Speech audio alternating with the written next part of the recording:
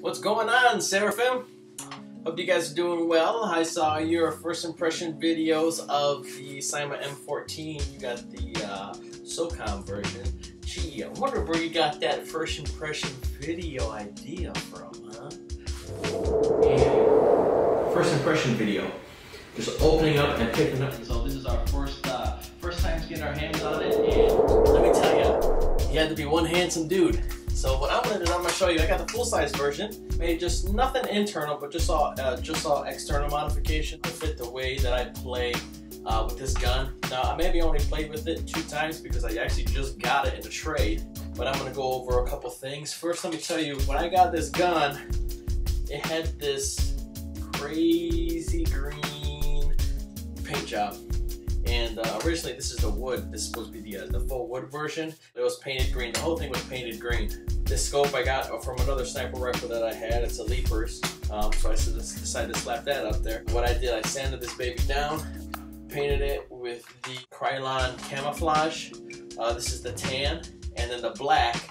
They're flat paints, but after I painted everything, I went over it with a clear matte coat, just to protect the paint job that I put on it. First thing that I did was I repainted it. Over here, I lost, actually I didn't lose, somebody that I let use the gun lost. There's another big fat screw here, and they lost it, so I had this off an old bipod. I don't know if you can see that. What I do is, I have this thing mount here, and then this one over here that I put on the strap.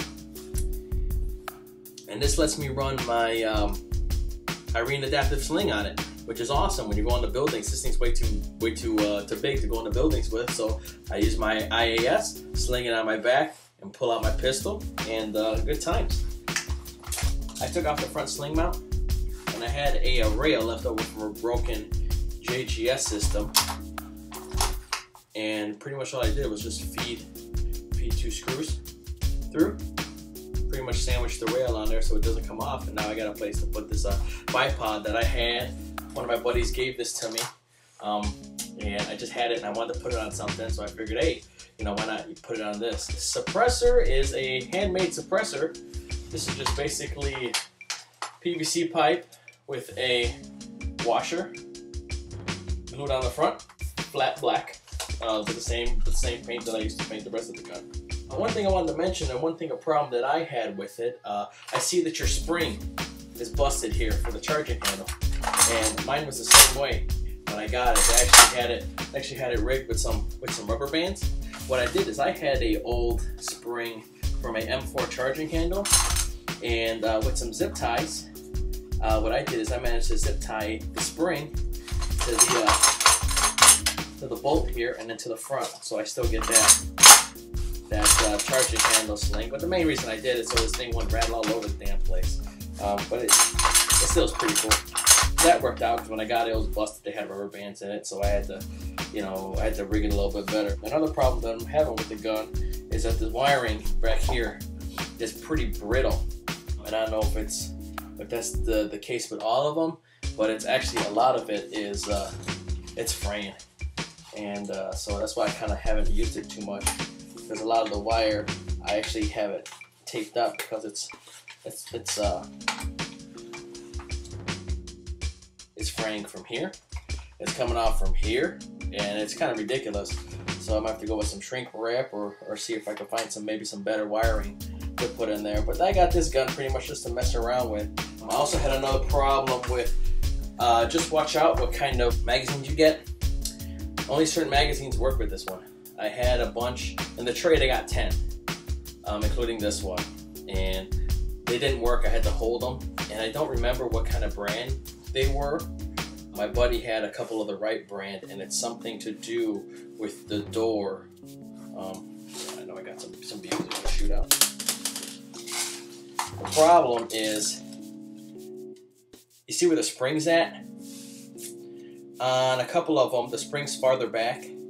This little tab here that you press and all the BBs shoot out. A couple of them, it's farther back. It's like back here. And what happens is that the magazine, it can't engage the feed unless you hold the magazine up there or push it forward. Now there's supposed to be a way to mod this, but don't even bother. If you can, just get the right magazines. If you put in, if you Google them and say they're for CYMA, you should be able to find them with no problem. I think they're kind of a little expensive, so if you could find them used, maybe on some kind of forums or something, that'd be your best bet. But I tried to mod them and I couldn't figure it out, so I ended up selling them to a buddy of mine. So, but this is my M14. This is the full size. Honestly, I think yours is a little cooler. And it's nice because it's brand new. But yeah, you know, for not bad. You know, I never seen the. I always wanted a tan sniper rifle, you know, and just to make it look different, I always gotta mess around with my stuff and make it look unique. So this is my CYMA M14. Hope you guys like it. And if you do, you know, whatever, give me a video responses. Let's do some video responses back and forth. If you're a fan of Seraphims, check out our channel. Do some video responses. Let's help the sport grow and get the word out there for all of us. This is Contra Recreational Combat. Take it easy, guys.